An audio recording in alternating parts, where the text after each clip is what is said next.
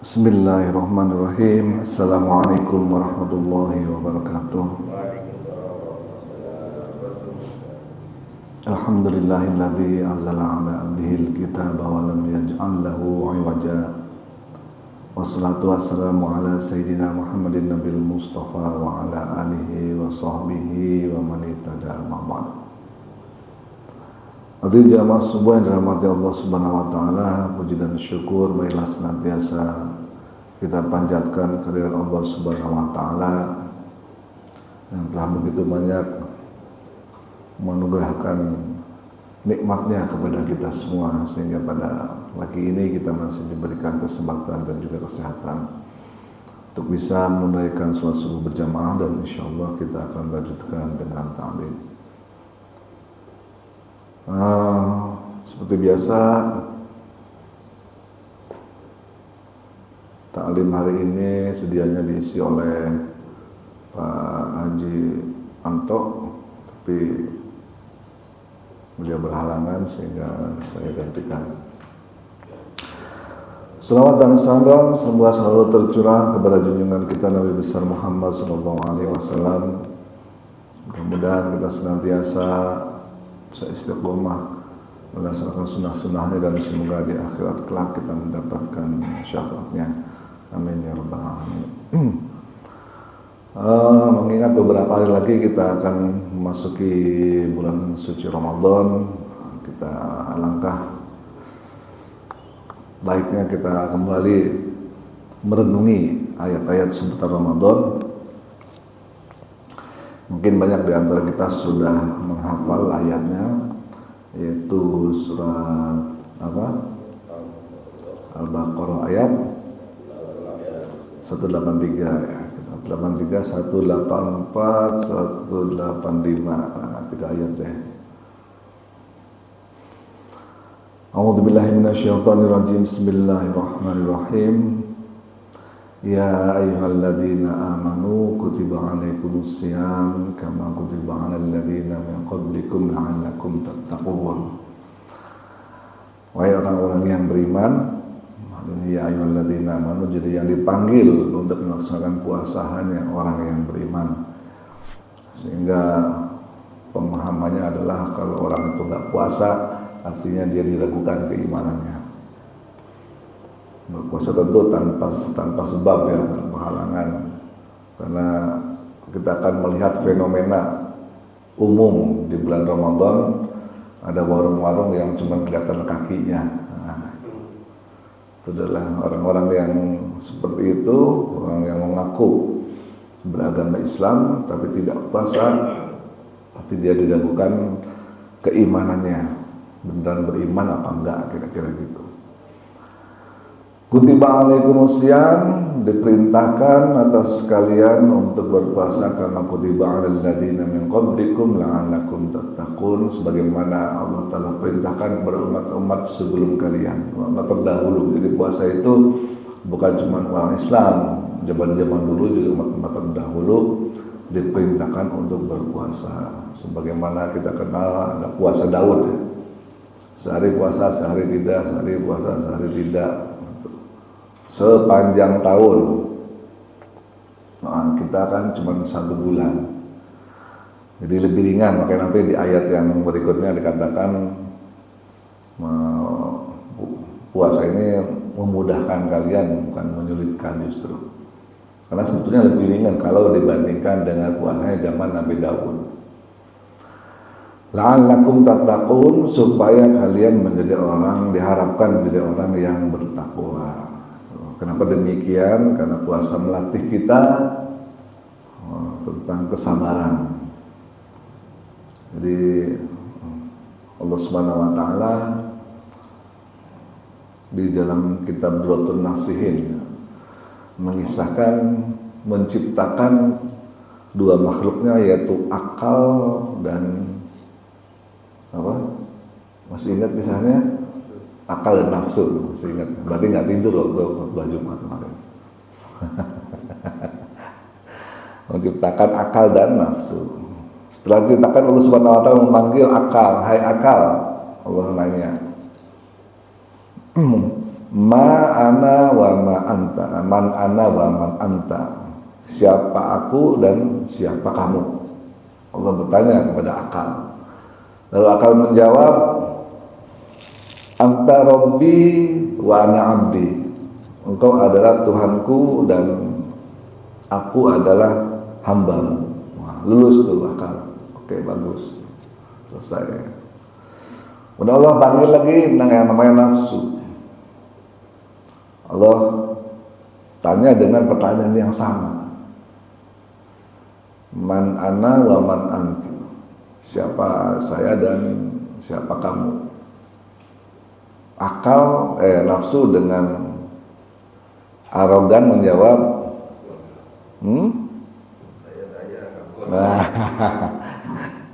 anak-anak, anta, gue lu, gitu. Saya, kamu. Maka Allah Subhanahu wa taala perintahkan malaikat penjaga neraka untuk memasukkan si nafsu ini ke dalam neraka selama 1000 tahun. Setelah 1000 tahun Allah panggil kembali, tanya pertanyaan yang sama, jawabannya tetap aja sama, nggak mempan. Walaupun dibakar di neraka yang begitu panasnya selama 1000 tahun, si nafsu ini tetap memberikan jawaban yang sama. Ana ya ana, anta ya anta. Gue ya lu. Ente. Cemplungkan lagi ke dalam neraka. Perintahkan Allah oleh kepada malaikat, tapi sekarang pakaian neraka dingin. Jadi neraka itu macam-macam, ada neraka panas, ada neraka dingin. Cemplungin lagi ke neraka dingin selama 1000 tahun. Kemudian diangkat, ditanya lagi si nafsu, sama jawabannya kayak gitu, nggak mempan. Ana ya ana, anta ya anta. Lalu Allah SWT perintahkan pada malaikat penjaga neraka, masukkan ke neraka lapar, di mana di neraka itu sama sekali tidak diberikan makan. Jadi ternyata neraka itu walaupun panas atau dingin tetap dikasih makan penduduk neraka, kecuali di neraka lapar. Nah, di neraka lapar inilah si nafsu menjerit-jerit minta ampun, dan akhirnya sambil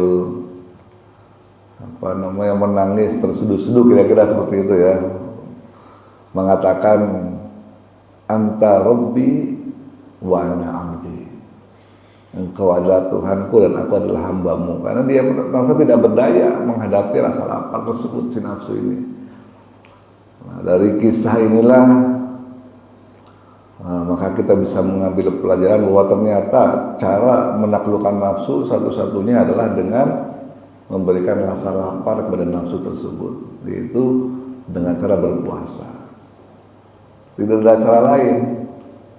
Satu-satunya cara untuk menaklukkan nafsu, memaksa nafsu supaya takluk, dengan cara kita berpuasa yang insya Allah dalam beberapa hari lagi kita akan laksanakan.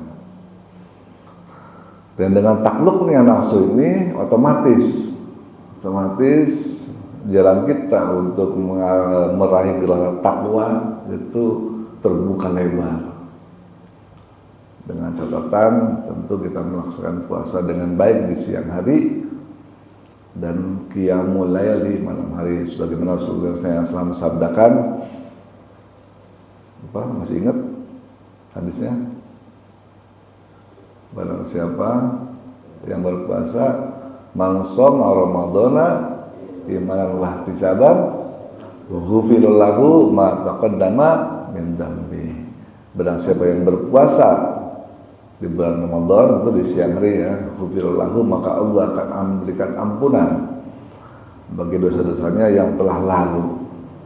Dan yang kedua hadisnya adalah yang tadi adalah man shoma, hadis yang kedua adalah man qoma. Barang siapa yang qoma, melaksanakan sholat, berdiri untuk melaksanakan sholat di malam hari Ramadan, sama ghufir lahu, maka Allah akan memberikan ampunan kepadanya atas dosa-dosanya yang telah lalu. Sudah luar biasa dari puasa ini. Jika kita laksanakan dengan baik, maka seluruh dosa kita di masa yang lalu akan diampuni oleh Allah Subhanahu wa taala. Sehingga pada saat Idul Fitri nanti kita kembali seperti bayi yang baru lahir dari ibunya yang benar-benar bersih dan suci dari dosa. Baik, hari ini jamaah semua dalam hati Allah Subhanahu wa taala, kita lanjutkan ke ayat 184, ayyamam ma'dudat, cuman beberapa hari aja, enggak lama puasa itu. Cuma sekitar 29-30 hari lah, 1 bulan. Faman kana minkum maridun, itu pun jika kalian dalam keadaan sakit, aw ala safarin, atau sedang dalam perjalanan, fa'iddatun min ayyamin ukhar, silakan boleh tidak berpuasa tapi diganti. Jangan lupa dihitung diganti di hari yang lain. Jadi 2 syaratnya boleh nggak puasa. Yang pertama adalah sakit, yang kedua adalah safar atau perjalanan.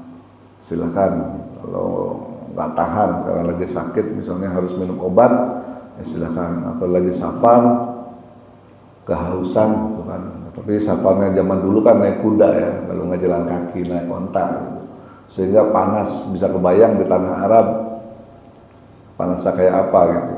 Kalau sekarang kita kemana-mana naik mobil ber-AC, naik pesawat ber-AC. Tapi para fuqaha mengatakan ya kalaupun nggak kuat tetap boleh. Walaupun kondisinya beda ya, kalau dulu safar tuh memang berat rasanya jika tetap berpuasa karena haus, terutama haus itu yang nggak bisa ditahan. Tapi walaupun begitu tetap yang namanya dalil ya dalil. Jangan sampai mengatakan, oh dulu kan panas berkuda, kalau sekarang pakai AC masa iya batal puasanya. Tentu aja ini nggak ada urusannya dengan panas atau nggak panas ya. Kalimatnya di sini adalah safar. Selama itu safar, ya, sudah boleh tidak berpuasa. Tapi jangan lupa harus diqodho, diganti di hari yang lain. Ya. Dan kalau qodho puasa jangan dientar-entar, nunggu menjelang puasa tahun depan. Udah, wah puasa udah tinggal sebulan lagi dikebut, bayar qodho puasa. Baik, wa 'alal ladzina yutiqunahu fidyatun ta'amu miskin, ya kan? Dan bagi orang-orang yang memang tidak mampu untuk melaksanakan itu, dia tidak mampu untuk mengqodho.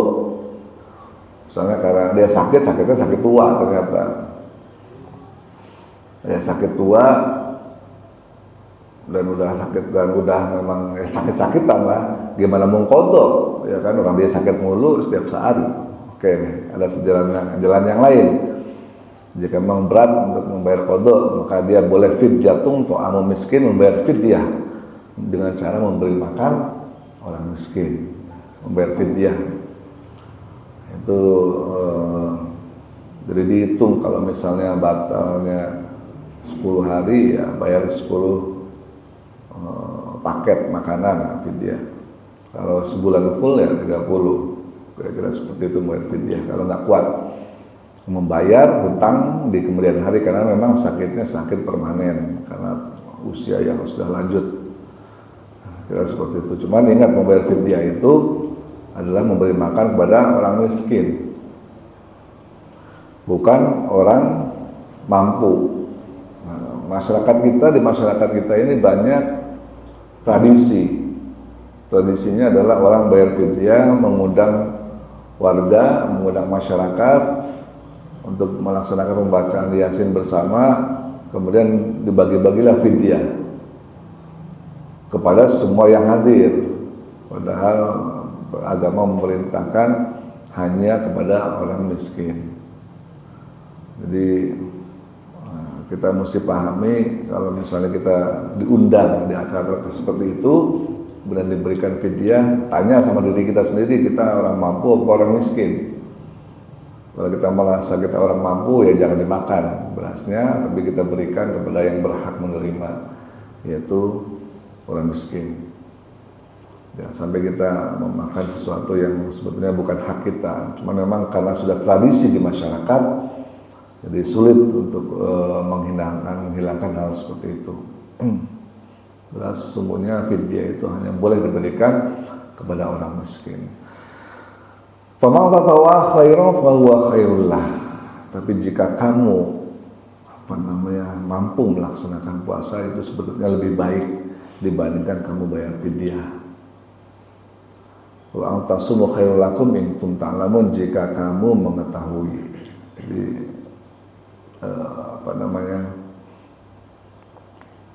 tetap aja puasa itu lebih baik kalau memang mampu ya. Kalau memang benar-benar kepepet nggak bisa ya sudah, nggak masalah. Tapi kalau masih mampu jangan, karena ada orang-orang yang cenderung dia merasa duitnya banyak, nggak mau puasa bayar fidyah aja, nggak mau puasa. Nah ini yang nggak boleh, dilarang. Padahal dia sebenarnya masih mampu, dia memang sudah tua, usia mungkin sudah 70 ya kan, memang udah sering sakit, tapi sebetulnya dia masih mampu puasa. Tanpa mengkhawatirkan kesehatannya sebetulnya, cuman karena dia merasa gak mampu, gue udah tua, padahal dia sehat, akhirnya dia bayar aja deh fidyah biar nggak usah puasa, lebih enak nggak puasa gitu kira-kira. Nah itu juga tentu dilarang dalam agama. Kalau memang mampu untuk berpuasa itu lebih baik dibandingkan membayar fidyah. Baik jamaah subuh dalam hati Allah Subhanahu wa taala, kita lanjut ke 185. Syahrul Ramadan alladzi unzila fihil Qur'an. Puasanya itu kapan? Yaitu di bulan Ramadan. Baru muncul di ayat 185 ini. Syahrul Ramadan, di bulan Ramadan. Tapi yang pertama kita ingat di bulan Ramadan itu apa? Bukan puasa, ternyata Al-Qur'an mengajarkan kepada kita. Bukan Syahrul Ramadan alladzi falyashum misalnya, jika kamu pernah berada di dalam bulan Ramadan maka berpuasalah, tidak begitu Al-Quran mengajarkan kepada kita.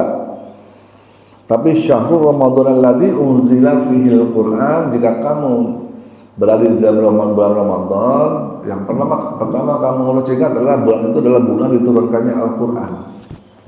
Jadi kalau kita masuk bulan Ramadan, yang kita harus ingat pertama kali adalah Quran turun di bulan Ramadan. Itu sebabnya Nabi SAW dan para sahabat dan juga para ulama terdahulu begitu Ramadan masuk, udah mereka sibuk masing-masing dengan Al-Quran. Ada yang setiap malam khatam Al-Quran, ada yang dalam sebulan 2 kali, 3 kali dan seterusnya, semampunya lah. Ada yang cuma 1 kali boleh, ada yang bahkan setiap hari khatam 2 kali, siang khatam sekali, malam khatam 1 kali, sibuk dengan membaca Al-Quran. Karena memang Ramadan adalah bulannya Al-Quran. Al-Quran diturunkan di bulan Ramadan.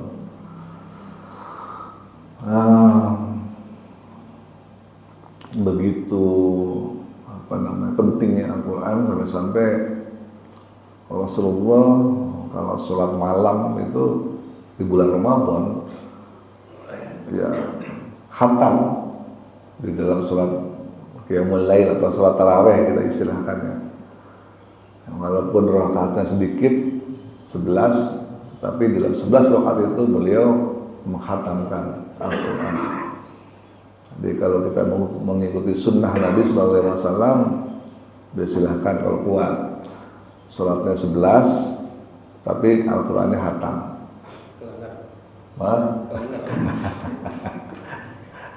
Kalau dengar itu sebabnya Umar bin Khattab membuat kebijakan. Kalau zaman Nabi SAW dulu, umat Islam imannya masih kuat-kuat, kan? Nabinya masih hidup, imannya masih kuat-kuat. Sahabat banyak yang bisa melaksanakan hal seperti itu. Tapi begitu Nabinya sudah wafat, banyak orang yang imannya belum kuat-kuat banget, tapi pengen ikutan tarawih. Kalau menggunakan tata cara seperti yang dilakukan oleh Nabi, ya tadi itu kelenger. Sehingga Umar membuat kebijaksanaan, ya sudah, jumlah ayat Al-Quran yang diturunin, jadi nggak usah khatam, tapi jumlah rakaatnya ditambah. Tuh, gitu.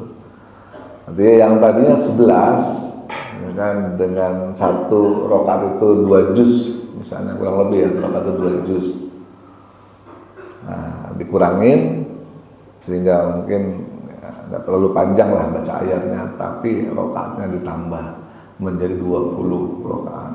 Begitu yang dilakukan Umar bin Khattab dan dilaksanakan oleh para sahabatnya di masa itu. Jadi jangan dibenturkan ya. Kalau ada orang yang mengatakan mau ikut Umar apa mau ikut Nabi? Ada orang yang bilang gitu, ikut Umar apa ikut Nabi katanya gitu. Nabi 11, Umar 23, mana lebih hebat Nabi apa hebat Umar? Oh, pasti hebat Nabi lah, sama orang kalimatnya ikut Nabi gitu kan. Nabi 11, tapi dia nggak tahu yang diambil cuma jumlah rakaatnya doang. Harusnya lengkap dong, ikut Nabi ya udah 11 monggo, tapi khatam ya, itu harusnya jangan dipilih-pilih. 11 ikut Nabi ya, tapi khatam ya. Kalau gitu nggak akan ada yang mau ambil 11 tuh. Ngikutin surahnya khatam. Kalau kita kan maunya yang gampang ya kan, maunya ikut Nabi, rakaatnya ikut Nabi ya kan? Baca Qurannya enggak. Maunya 11 tapi pendek ya. Kita itu tanggung tengah-tengah, maunya seenaknya sendiri. Sebetulnya kita itu ngarang. Ikut Nabi juga enggak sebetulnya, ikut sahabat pun enggak. Kalau mau ikut Nabi ya 11 plus hatam. Kalau ikut sahabat ya 23 tapi nggak perlu hatam. Itu yang benar. Kalau kita benar-benar mau ngikutin ya dalil. Kita kan enggak suka-suka kita, maunya 11 tapi suratnya pendek kan gitu. Itu namanya ngarang sendiri. Tidak ikut sunnah Nabi, tidak juga ikut sunnah sahabat, tapi ikut sunnah diri sendiri. Apakah boleh? Boleh, nggak apa-apa. Namanya orang sholat masa dilarang. Yang penting kita taraweh. Jamaah sebagai Allah Subhanahu Wa Taala. Jadi itu yang pertama kita diingatkan oleh Al-Baqarah 185 itu, kalau masuk Ramadan jangan lupa Al-Quran. Diperbanyak bacaannya, habis setiap sholat baca Quran. Kalau kita nganggur dikit baca Quran, diusahakan minimalnya khatam dalam 1 bulan itu, diusahakan minimal sekali, syukur-syukur bisa 2 kali atau lebih. Kenapa demikian? Hudal linnasi wa bayyinatin minal huda wal furqan, karena dengan Quran lah manusia itu sekarang mendapatkan petunjuk bagaimana membedakan mana yang baik dan mana yang benar, yang salah, mana yang halal dan mana yang haram. Itu karena Al-Quran. Dan justru karena Al-Quran jugalah kita tahu bahwa di bulan Ramadan kita diperintahkan untuk puasa. Kalau nggak ada Al-Quran, dari mana kita tahu? Nggak tahu. Kalau bulan puasa itu Ramadan. Kalau kita sudah tahu mengenai hal itu, faman syahida minkum asy-syahra falyasum. Nah, baru yang kedua diingatkan bahwa jika kita ketemu dengan bulan Ramadan, maka berpuasalah. Jadi yang pertama diingatkan jangan lupa Al-Quran, yang kedua adalah berpuasa. Kembali lagi diulangi kalimatnya mirip dengan yang tadi, wa man kana maridun aw ala safarin fa iddatun min ayyamin ukhra. Jika kalian memang sakit atau berada dalam perjalanan safar, silakan boleh tidak berpuasa tapi diganti di hari yang lain. Yuridullahu bikumul yusra wa la yuridu bikumul usra. Allah tidak menghendaki kalian untuk kesulitan, tapi Allah menginginkan kemudahan bagi kalian. Maksudnya apa nih? Maksudnya kita itu diberikan kemudahan. Kalau dulu di zamannya tadi saya bilang di zaman Nabi Daud alaihissalam, puasa itu untuk meraih la'alakum tattaqun, meraih takwa itu puasanya tiap hari sepanjang tahun, selang-seling harinya. Kalau kita cuma sebulan dikumpulin cuma 30 hari kan lebih enak, lebih simpel, lebih gampang. Hasilnya sama-sama menjadi orang yang bertakwa, maka mudah. Allah bilang justru puasa ini memudahkan. Satu, memudahkan kalian, jumlah puasanya lebih sedikit. Yang kedua, tetap kalian mendapatkan predikat takwa sebagaimana umat-umat yang terdahulu. Walitukmilul iddata, maka kemudian sempurnakanlah hitungannya. Jangan lupa disempurnakan ya. Jadi kalau misalnya nanti di akhir Ramadan kita masih ragu-ragu, tentang apakah udah lebaran apa belum. Karena Rasulullah memerintahkan kita untuk yang disebut dengan ru'yat. Di dalilnya memang seperti itu, dengan ru'yat untuk memastikan apakah betul nanti nih ya, hari Kamis ya, kemungkinan akan dilaksanakan sidang isbat, yaitu untuk melihat ru'yat atau melihat apakah betul sudah masuk bulan baru atau belum. Jadi untuk memastikan, untuk mengkonfirmasi, begitu kita yakin masuk bulan baru, sudah kita akan mulai puasa, dan nanti pun di akhir Ramadan kita akan ru'yat lagi untuk melihat bulan baru, untuk memastikan bahwa ini sudah genap puasanya dan memasuki bulan Syawal. Makanya di sini disebutkan walitukmilul iddata, sempurnakanlah hitungannya, pastikan bahwa hitungannya sempurna, jangan sampai kurang, kira-kira seperti itu. Walitukabbirullaha, setelah itu silakan besarkanlah nama Allah, bertakbirlah. Makanya kita disunahkan di masuk hari Idul Fitri itu untuk bertakbir, takbiran istilahnya. Ala ma hadakum wa la'allakum tashkurun, atas apa yang telah Allah berikan kepada kalian supaya kalian jadi orang yang bersyukur. Jadi kalau kita sudah masuk Idul Fitri, Lebaran, kita takbiran dalam rangka kita bersyukur kepada Allah Subhanahu wa taala. Bersyukur pertama, kita sudah melaksanakan puasa selama sebulan penuh. Kedua, insya Allah kalau kita melaksanakan puasanya dengan baik, siangnya puasa, malamnya qiyamul lail, kita diberikan ampunan dosa-dosa yang telah lalu. Yang ketiga, tentu di dalam hadis Nabi dikatakan nanti saat kita bertemu dengan Allah Subhanahu wa taala di akhirat akan mendapatkan kebahagiaan. Baik, hadirin jamaah subuh yang dirahmati Allah Subhanahu wa taala, kita lanjut ke 186 ya. Wa idza sa'alaka ibadi anni fa inni qarib, jika salah satu di antara hambaku bertanya tentangku, maka aku dekat, kata Allah. Nah, maka ini sini bulan Ramadan adalah bulan di mana kita terasa sangat dekat dengan Allah Subhanahu wa taala. Karena kata para ulama, ini bukan hadis ya, tapi para ulama mengatakan orang puasa itu tidurnya aja ibadah. Secara logika benar juga sih, memang nggak ada dalilnya, itu bukan hadis, tidurnya ibadah. Kenapa? Karena saat kita tidur kita kan masih puasa, berarti kita masih ibadah, kan begitu. Logikanya seperti itu. Saat kita tidur kita lagi puasa, berarti lagi ibadah. Saat kita jalan kita lagi puasa, berarti kita lagi ibadah. Artinya selama kita belum batal puasanya, ya kita lagi ibadah terus, termasuk pada saat tidur juga kita tidurnya ibadah. Karena waktu tidur itu kita sedang berpuasa. Tapi tentu memang di bulan puasa jangan sampai kita tidur mulu, karena banyak dari kita kalau bulan Ramadan, terutama zuhur atau asar, itu masjid pasti penuh, masjid pada ngeletak udah tidur. Kita seperti, jadi banyaklah perbaca untuk membaca Al-Quran.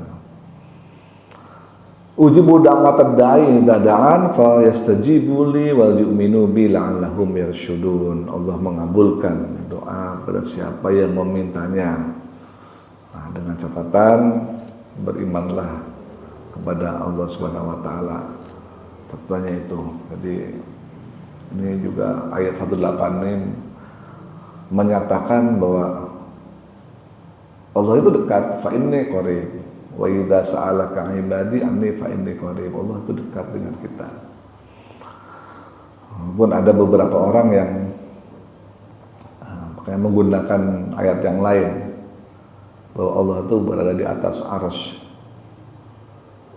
Berdasarkan ayat Ar-Rahmanu 'alal arsy istawa. Allah berada di atas arsy. Padahal di ayat ini Allah katakan Allah itu dekat dengan kita.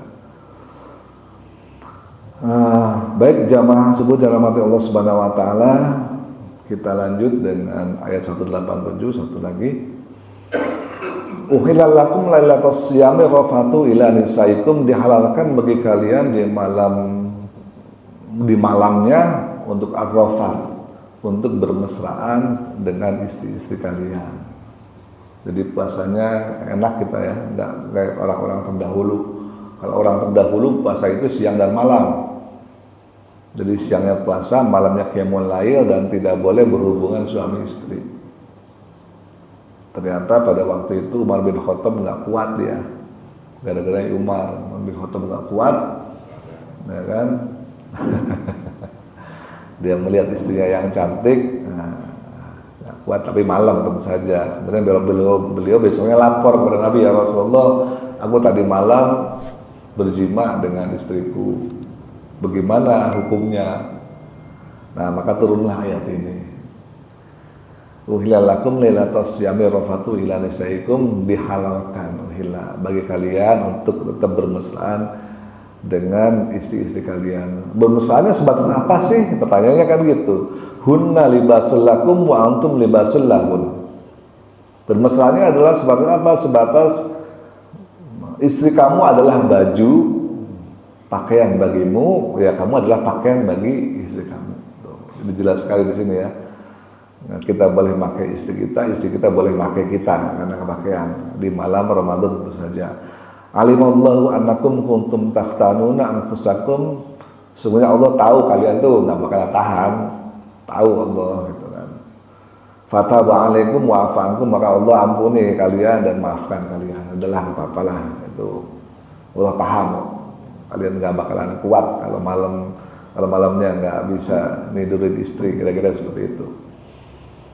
Fal'ana basyiruhunna wabtaghu ma kataballahu lakum, maka mulai sekarang silakan bersenang-senang kalau bisa di malam hari, dan ya lakukanlah apa yang memang dihalalkan, kira-kira seperti itu. Wa kulu washrabu hatta yatabayyana lakumul khaytul abyadu minal khaytil aswad. Nah, ini ayatnya, awalnya ayatnya seperti itu. Wa kulu, dan makanlah, washrabu, dan minumlah, hatta yatabayyana, sampai dengan terang atau jelas bagi kalian, al khaytul abyadu, benang putih, minal khaytil aswadi, dari benang hitam. Jadi ini adalah batas di mana kita mulai puasa. Tuh. Maka minumlah sampai dengan jelas perbedaan antara benang putih dan benang hitam. Jadi dulu tuh lucu, para sahabat betul-betul mereka mengambil benang. Jadi masing-masing di depan rumah itu dibentangkan benang di depan pintu. Yang satu benang hitam, satu bukan benang putih. Kalau dulu kan belum ada lampu kayak kita sekarang. Depan pintu rumah itu, di luarnya lah kira-kira dibentangkan betul-betul benang hitam dan benang putih, terus dilihatin sambil makan sahur, dilihatin udah bisa jelas belum perbedaannya nih benang hitam dan benang putih gitu. Kan ayatnya ngomong gitu. Kalau udah jelas, udah selesai datang sahurnya, itu udah jelas. Nah, kalau selama benang hitam dan benang putih masih belum bisa dibedakan, dia masih tetap makan sahur. Dulu para sahabat gitu.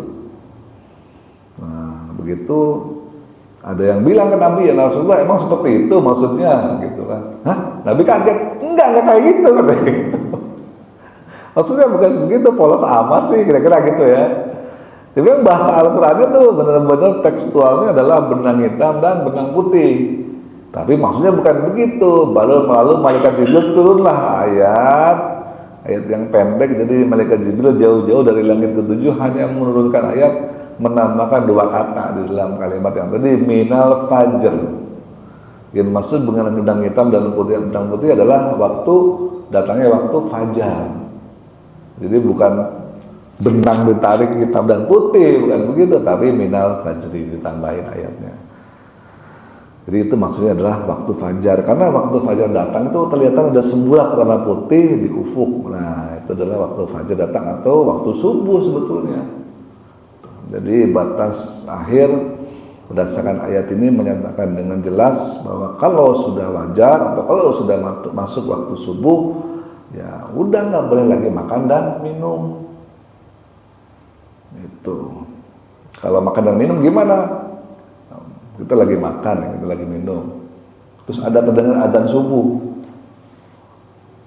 Batal nggak puasanya? Hah? Enggak. Kenapa enggak?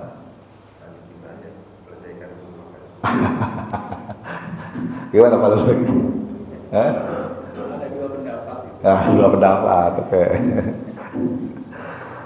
Oke ya, nah, kita lihat hadisnya ya. Memang ini masih banyak sedikit ada kerancuan ya di masyarakat karena kurang pahamnya terhadap nas atau tidak komprehensif dalam memahami dalil.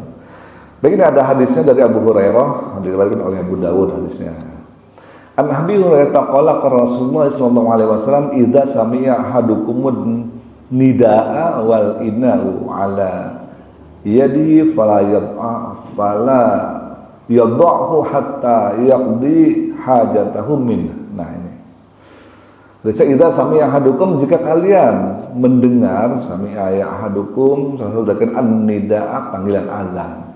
Jika kalian mendengar azan wal inau ala yadi sementara wadah masih dia pegang ke tangan kalian. Wadah itu bisa piring, bisa gelas, bisa masih pegang di tangan. Lagi enak-enaknya makan atau lagi gelek-gelek gitu, tiba-tiba Allahu Akbar, Allahu Akbar. Nah,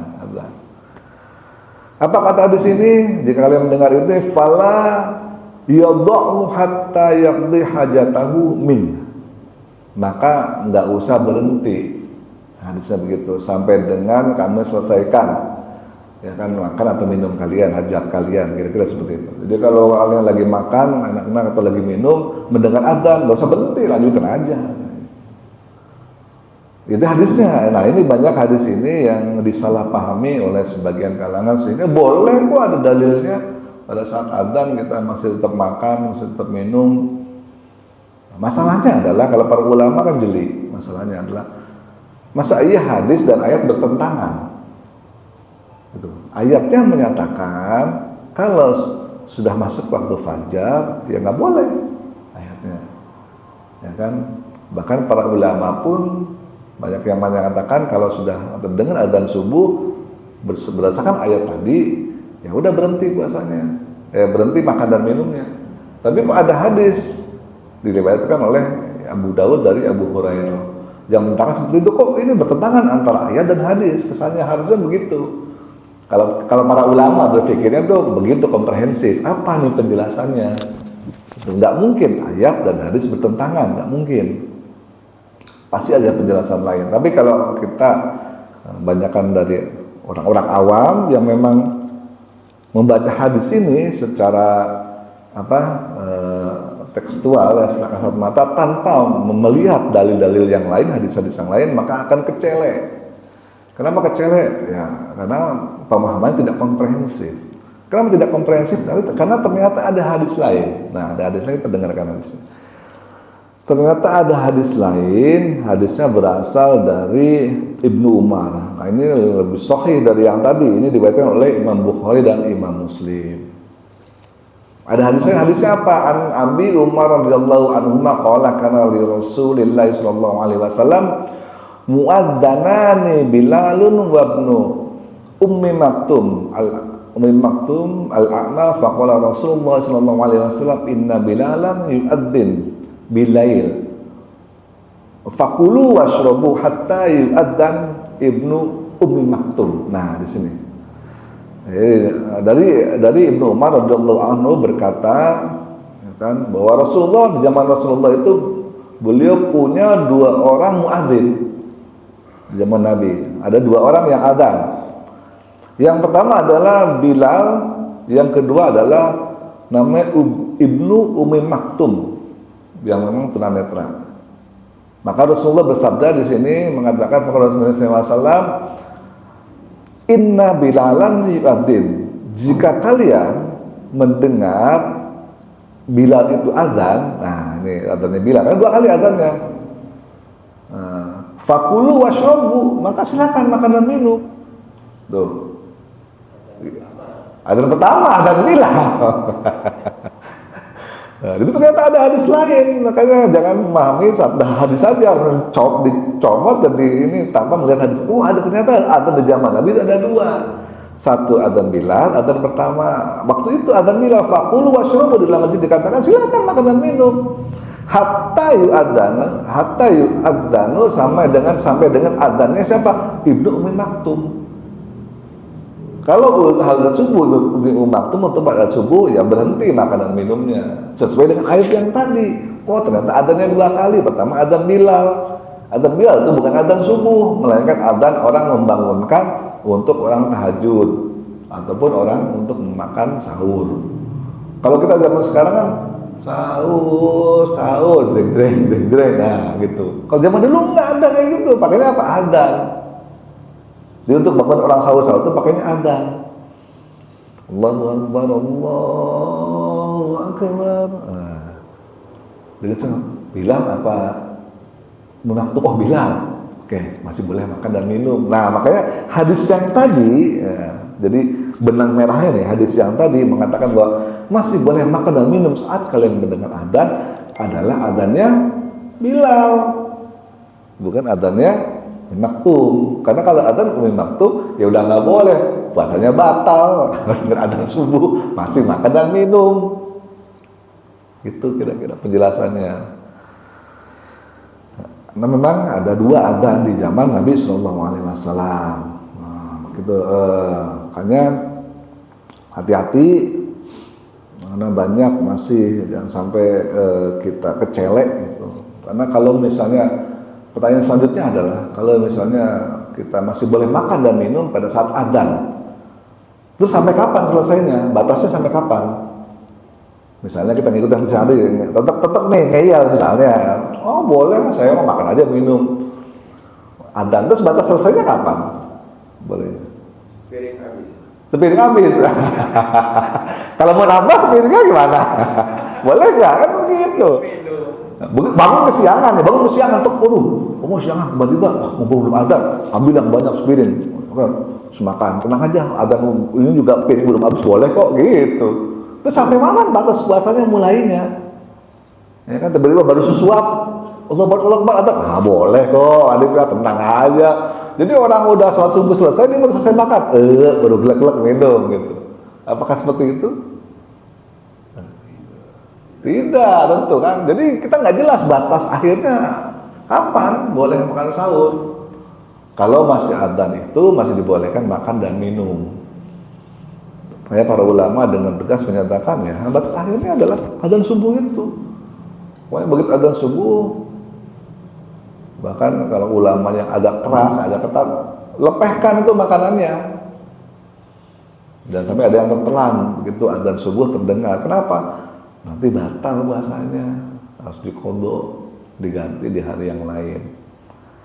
Nah, gitu. Makanya harus kita hati-hati dalam memahami dalil. Itu harus berdasarkan pemahamannya para ulama. Kalau enggak, jangankan kita, para sahabat aja salah. Benang merah dan benang putih, benar-benar benang putih. Karena para sahabat, tidak semua sahabat itu adalah ulama yang paham dengan ayat dan dalil. Baik, wala tubashirhunna wa antum akifuna fil masajid. Nah, ini juga ada larangan ya, kalau kita sedang beriktikaf di masjid ya nggak boleh kita melaksanakan bersenang-senang dengan istri lah. Nah, itu kira-kira tilka hudullahi fala taqrabuha, begitulah apa yang sudah ditetapkan oleh Allah, jangan kalian melanggarnya. Kadzalika yubayyinullahu ayatihi lin-nasi la'allahum yattaqun. Allah jelaskan seperti itu kepada manusia semua supaya kembali lagi mereka menjadi orang-orang yang bertakwa. Kira-kira seperti itu apa yang bisa saya sampaikan, mudah-mudahan ada manfaatnya. Ada pertanyaan? Sudah waktu. Assalamualaikum. Ya, waalaikumsalam warahmatullahi wabarakatuh. Silahkan.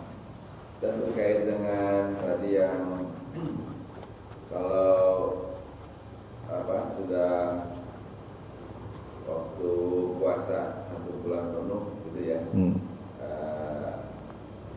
kemudian bertakbirlah kan gitu. Iya. Nah ini takbir ini apakah cukup diwakili 1 orang atau memang kita fardu ain gitu kan? Oh, enggak ada fardu ain.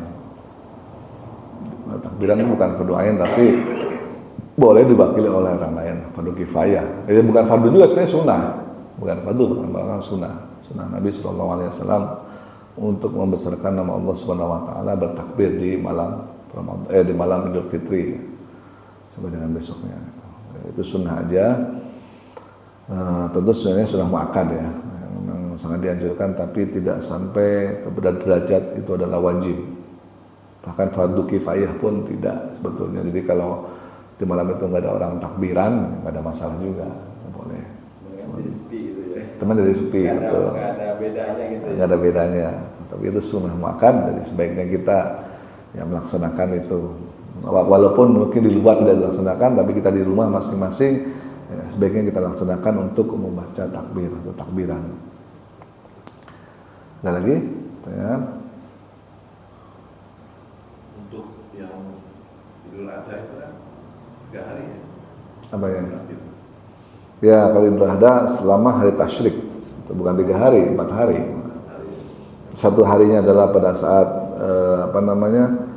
Idul Adhanya tanggal 10, 3 hari itu tambahannya. Ya, tambahnya 3 hari, jadi totalnya 4 hari. Jadi tanggal 10-nya udah takbir, kemudian 11, 12, 13 ya, hari tasyrik itu tambahannya kita masih tetap di situ takbiran juga, karena itu masih hari tasyrik, kita dilarang berpuasa di situ. Masih hari raya misalnya. Ya, hari raya dalam umat Islam, hari raya besar itu ya Idul Adha itu 4 hari libur kalau di Arab Saudi ya. Itu kifayah juga. Enggak, kalau takbirannya sunnah. Takbirannya sunnah tetap. Nah, yang fardu itu adalah sebetulnya ada ulama yang mengatakan, yang berpendapat yang fardu itu justru adalah berkorbannya itu fardu wajib. Ada ulama yang mengatakan bahwa berkorban itu wajib, tapi sebagian besar ulama yang lain mengatakan itu adalah sunnah muakkad untuk berkorban. Nah, tapi ada yang mewajibkan. Tapi kalau untuk takbiran itu sunnah muakkad aja. Batasan takbir itu kan maghrib itu kan ya? Apanya? Batas terakhir. Ya, karena memang pergantian hari di dalam pergantian hari ya sebagaimana kita ketahui matahari bergulir ya ganti hari kira-kira seperti itu. Jadi pergantian hari kalau di dalam kalender Hijriyah itu kan setelah maghrib. Nah, bahkan pergantian bulan juga ya di dalam kalender Hijriyah. Itu sebabnya kenapa sedang melihat hilal atau ru'yat itu dilakukan sore hari menjelang maghrib, karena pergantian bulan itu memang menjelang maghrib. Ya tentu pergantian hari juga maghrib. Jadi kalau setelah maghrib dianggap udah hari besoknya itu. Kira-kira seperti itu. Ada lagi? Jadi pas maghrib itu nggak takbiran lagi gitu kan? Pada asar terakhirnya gitu ya? Iya, boleh seperti itu. Baik, ada lagi?